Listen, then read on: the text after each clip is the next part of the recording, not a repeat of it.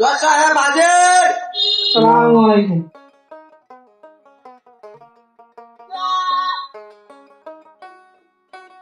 Order order order, আজকের আদালতের কার্যক্রম শুরু করা হোক। জজ সাহেব, আসামি আমিনুল মিয়া নাজমুল মিয়ার কন্যা, একমাত্র কন্যা রূপা চৌধুরীকে বিয়ের প্রলোভন দেখে বাড়ি থেকে অপহরণ করার চেষ্টা করেছে।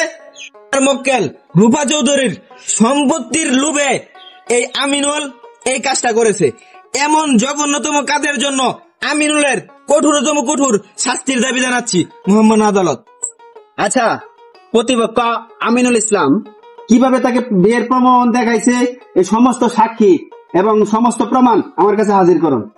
জজ সাহেব, আমার কাছে সাক্ষী আছে।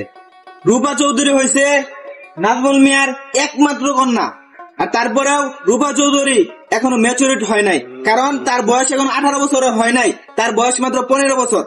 15 বছরের কিশোরীকে এই যে আমিনুল, সে জোর করে তাকে বাড়ি থেকে অপহরণ করার চেষ্টা করেছে, এমনকি অপহরণ করেছে। অপহরণ করার পর 50 লক্ষ টাকা দাবি করেছে নাজমুল মিয়ার কাছে। কি ঠিক বলছি না? কিন্তু নাজমুল মিয়াকে কাঠগড়ায় উপস্থিত করা হোক। বাদে নাজমুল চৌধুরী কাঠগড়ায় হাজির হোক।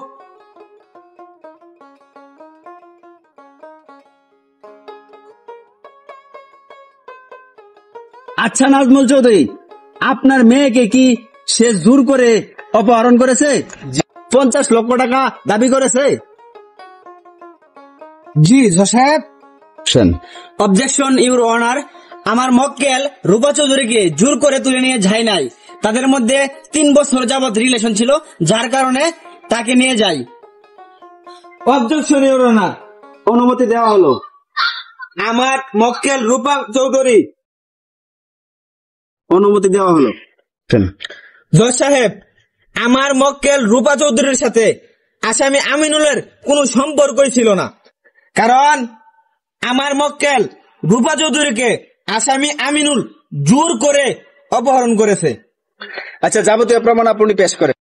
জজ সাহেব, আমার মক্কেল রূপা চৌধুরী হচ্ছে আমার প্রমাণ। আপনি উনার মুখ থেকে শুনুন বিস্তারিত।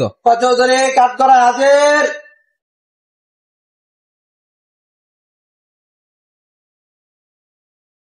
রূপা চৌধুরীকে কাঠগড়ায় আনা হোক। তার রূপা চৌধুরী, আপনার সাথে কি তার কোনো প্রেমের সম্পর্ক আছে? জি না, আমার সাথে ওর কোনো প্রেমের সম্পর্ক নাই। আমি যদি রাস্তাতে হাঁটতাম, আমি প্রাইভেটে যেতাম, ওই আমার পিছে পিছে যেত, আমাকে প্রিচিং করতো, আর পিছে পিছে সারাদিন ঘুরতো। ওই আমার প্রেমের ফাঁদে ফলাইতে চাইছিল, আর ওইটার মধ্যে মানে ইয়া হয়েছে। আচ্ছা, ও আপনাকে তো অপহরণ করছে, জুড়ে অপহরণ করে নাই? হ্যাঁ, জোরে অপহরণ করছে রাতের বেলা। রাতের বেলা জুড়ে অপহরণ করছে? দেখছেন মাননীয় জজ সাহেব, রাতের বেলা জুড়ে অপহরণ করছে এই ছেলে। এই আসামির কঠোরতম কঠোর শাস্তির দাবি জানাচ্ছে আপনার কাছে। মাননীয় জজ সাহেব, আসামি আমিনুলের কঠোরতম কঠোর শাস্তির দাবি জানাচ্ছে আপনার কাছে, যাতে এরকম ভাবে অপহরণ না করতে পারে কাউকে। আচ্ছা আমিনুল মিয়া, আপনি কি এই রূপা চৌধুরীকে জোর করে অপহরণ করেছেন? আচ্ছা, আমি যা বলছি আপনি কি শুনতে পাচ্ছেন? আপনি কি রূপা চৌধুরীকে জোর করে অপহরণ করেছেন? বিষয়কে আমি বুঝতে পারতেছি না। আপনি কি রূপা চৌধুরীকে জোর করে অপহরণ করেছেন? আপনি কথা বলেন না কেন? আমিনুল মিয়া, আপনি কি আমার কথা বুঝতে পারতেছেন না? আপনি কি রূপা চৌধুরীকে জোর করে অপহরণ করেছেন? আমি বুঝতেই পারতেছি না, আপনি রাও করতেছেন না কেন? এই উকিল সাহেব, আপনি কি মক্কেল নিয়ে আসছেন? সে কি বুবা? সে কি আমার কথা শুনতে পায়? জি জজ সাহেব, আপনি ঠিকই ধরতে পারছেন, সে কিন্তু বর্তমানে বুবা। তবে সে বুবা ছিল না, এই মেয়ের কারণে সে আজকে বুবা। মাননীয় জজ সাহেব, ঘটনার দিন রাত্রে এই রূপা চৌধুরীকে যখন নিয়ে যায় আমার এই মক্কেল, তখন এই রূপা চৌধুরী এমন জোরে একটা চিৎকার করছিল, যার কারণে আমার এই মক্কেলের কানের পর্দা ফেটে যায়।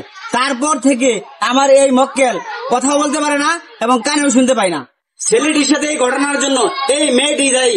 না জজ সাহেব, না জজ সাহেব, না, উনি যে কথাগুলো বলছে সম্পূর্ণ ভুল। কারণ আমাকে যখন অপহরণ করে নিয়ে যাওয়া হচ্ছিল, তখন আমি কোনো কথাও বলি নাই, কোনো শব্দ করি নাই, আমি নিশ্চুপ ছিলাম, কারণ আমি তো স্বইচ্ছায় তার সাথে গিয়েছি। তাহলে আমি কিভাবে তার এই অবস্থার জন্য দায়ী হব?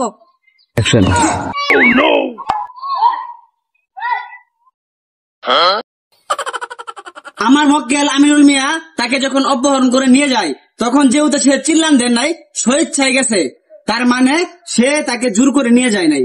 তো এটাই প্রমাণিত হয় যে আমার মক্কেল তাকে জোর করে নিয়ে যায় নাই।